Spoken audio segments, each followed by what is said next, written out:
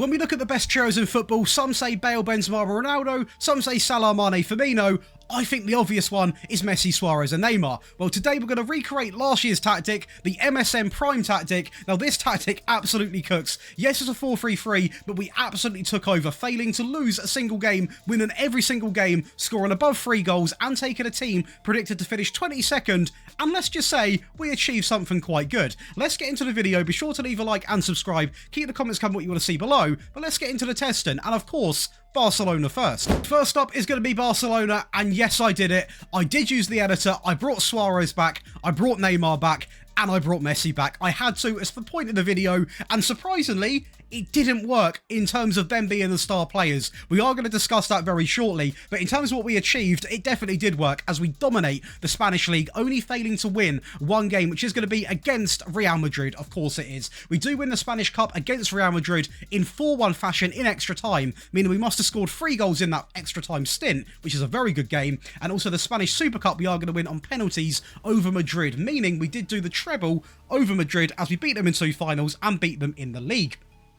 Unfortunately, we didn't win the Champions League. Man City a little bit too strong, but it is what it is. Now, over in the league, 117 goals scored, only 22 conceded, and as you can see here, Gundogan is the top goal scorer. So what we are going to do today is a little treat, and let me know in the comments right now if you want to see this squad screen come back into the tactic videos. I got a lot of complaints that I was dragging the videos out by showing the stats, but let me know if you do want to see them.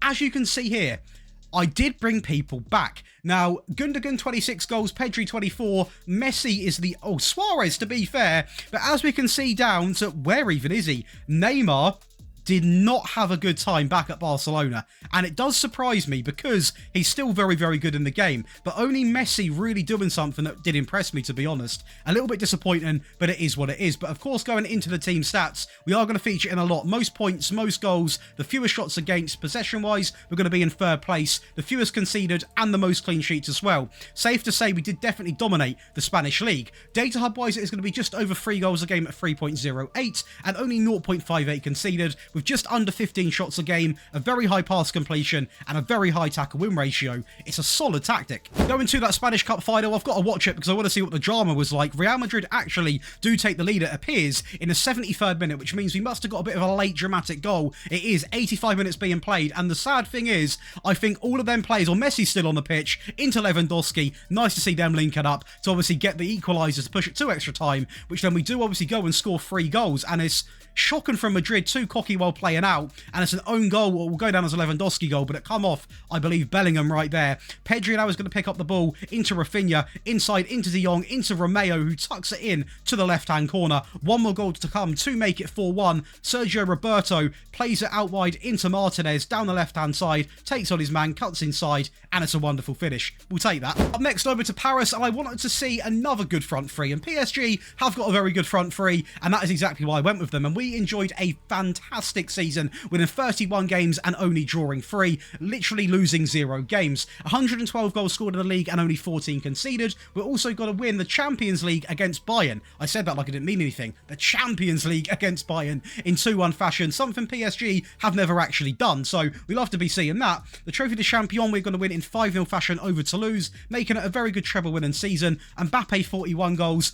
and the most assists. He really is this team over in France, I can tell you that. Of course, not for much longer. The team stats we are really going to take home as well. Most points per game, most goals, most shots, fewest shots against. Possession, 61%. Most dribbles, fewest conceded, and the most clean sheets. Literally every single stat line, apart from the pass completion and the most tackles won, which, by the way, we would not be winning at all because we've got the most possession. So it's very hard to be winning the ball back when you've got the ball. So we don't really want to pay attention to that one. The only one we didn't achieve in is the best pass completion. But going over to the data hub, it's going to be 3.29 goals a game, a very high pass completion, so nothing to turn your nose up at. Over 19 shots a game, only 0.41 conceded, and a very high tackle win ratio. This tactic cooks. The most amount of goals in a Champions League final, but it still is a Champions League final and a big occasion for this French team, as we are going to go through with Kolo Muani, who puts it into the bottom left corner in a very lively start, only 18 minutes played. And we go again here to make it 2-0, so we really did have a grip of this game as Mbappe just drives through. I appear that is 5 Bayern Munich players. Credit to Bayern, they do come back, but it's way too late and it is a mistake from Marquinhos. Tel goes down the left-hand side, he's going to cut it back in the middle.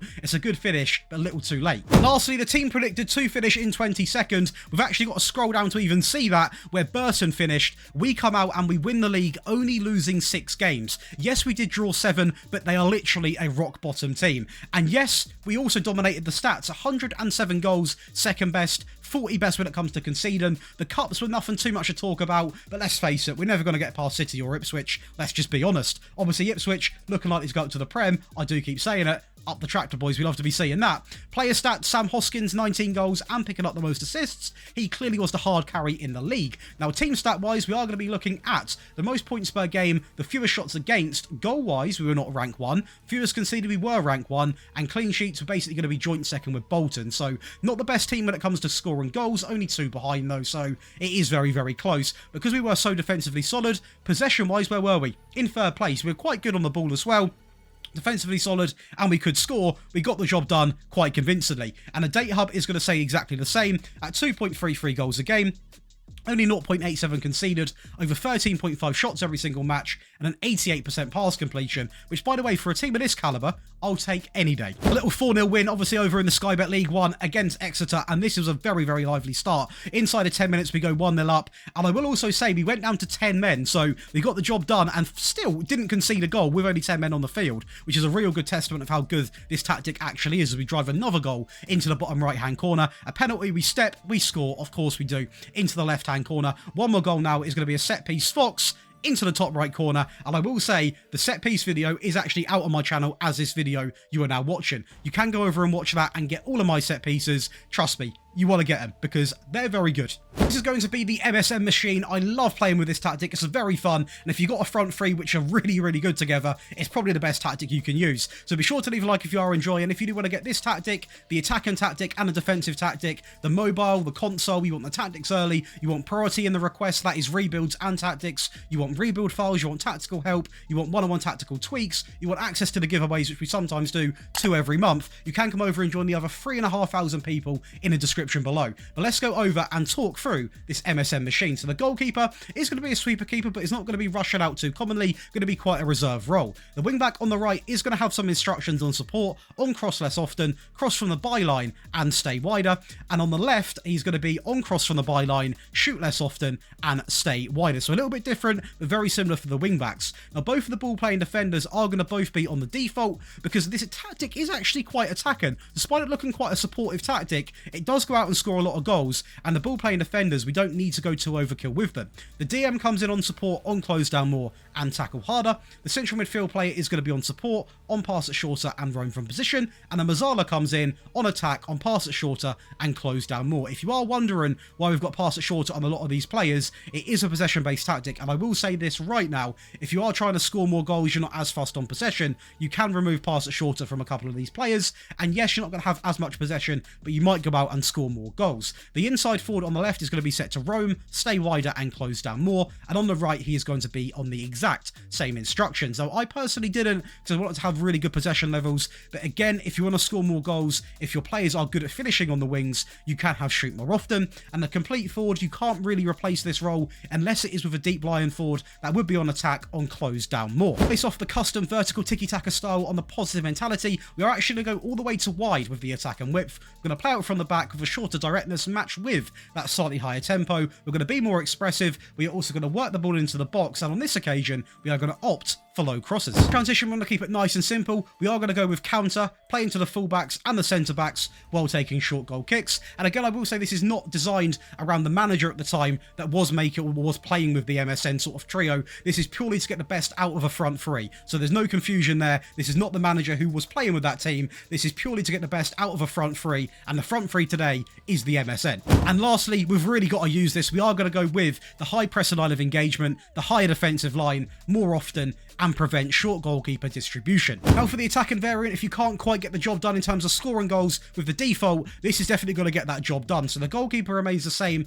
the wing back on the right and the left are going to remain the same, as does the back line, apart from, and this is optional, I am going to keep it in the video, if your players are good on the ball, you've got good ball playing defenders, you can have dribble more. Obviously Barcelona do, which is why I've got them on. But if you haven't, so for example, I forgot the team now, that's really poor, the Northampton save, I did not have it on them because obviously they're not that good on the ball. But if you have got good ball playing defenders who are comfortable, make sure you've got that on. The register comes in into the midfield on close down more and tackle harder. The central midfield player has 4 instructions, don't know why I put up 5 fingers, 4 instructions on support, on pass it shorter, dribble more, get further forwards and roam from position. So a real big indicator he is going to get a lot more involved in the game. The Mazzala on pass it shorter and close down more. The inside forward on the left is going to have 4 instructions, shoot more often, roam, stay wider and close down more, and exactly the same on the right. Again, as I did say in the previous sort of part of the tactic, if your players have got good finishing, you can have this on. And lastly, the complete forward is going to remain unchanged. Vertical tiki-taka, but this time on the attacking mentality, we are going to go all the way up to wide. We're going to overlap left and overlap right while playing out from the back. We're going to have this set all the way to higher with this directness down to shorter. We're going to be more expressive. We're going to work the ball into the box, and we are going to have low crosses on, because in the teams I played with, we didn't really have much of a target forward. Now, if you have got someone who's quite tall, of course you can go either with floated or mixed, but ideally you keep it on low. In transition, we're going to simply go with counter, distribute quickly, play to anyone across the back line while taking short goal kicks. And lastly, for that out of possession, we are going to go with the high pressure line of engagement. Of course, the higher defensive line. If you're desperate for a goal last 5 minutes and you still haven't got the goal you need, you can go up to a much higher defensive line, but be aware you are going to be very defensively vulnerable, and we are going to max out this with prevent short goalkeeper distribution. To defend those games out after you've got your lead, it is still going to be the same shape, of course, and the goalkeeper does remain unchanged. Both of the ball playing defenders are going to be set to the default. The wing back on the left and the right are also going to be on the default, but now are going to be on defend. They will not play a big part in the attacking element at all. That is for certain. The DM is going to come in on defend, on close down more, and tackle harder. The central midfield player is going to be on support, on pass it shorter. The Mazzala is going to come in again on pass it shorter. As you can imagine right now, it is going to be a very possession-based midfield. The inside forward on the default will pass it shorter, as is the right-hand side, and the complete forward is now going to drop down to support. So these front three are going to link up very well with this three in midfield, and possession-wise, it's going to go through the roof. You are going to obviously score less goals, but possession-wise, it's going to be very clear. Team instructions, vertical tiki-taka on the positive mentality. We are going to go to wide, playing out from the back, much shorter, slightly lower, be more disciplined, dribble less, work ball into the box, and low crosses. So this is by far a very, very, very time-wasting possession, control and tactic. Not looking to score any goals now, simply pass it side to side. Quite good football in terms of keeping the ball, but not very attacking, but it will get that job done. Over to in transition, we are going to have hold the shape, slow the pace down, play to anyone across the back line while taking short goal kicks. Again, when we've got the opportunity, we're going to be holding the shape, we're going to be slowing that pace down, and we're going to have no risks because we're going to play to anyone across that back line. And of course, the wing backs are now on defend. They're going to be nice and simple passes. And lastly, the standard line, the high press line of engagement, slightly more often, and prevent short goalkeeper distribution. But that's going to complete for you boys and girls 3 variants of the MSN machine, as we done last year. If you have enjoyed, be sure to leave a like, let me know what front three you're going to be using in your save with this tactic, and be sure to subscribe, it's completely free. Turn the notification bell on as well, that way you are never going to miss another upload. If you enjoy rebuilds, you can come over and check out my rebuild channel, which is going to be called Daily FM. If I remember, I'll have a link on the screen as well. We're posting the rebuild there once every 2 to 3 days, so if you've got a favourite team in mind, go and drop a comment either here or over there, but I'll see you in the next one.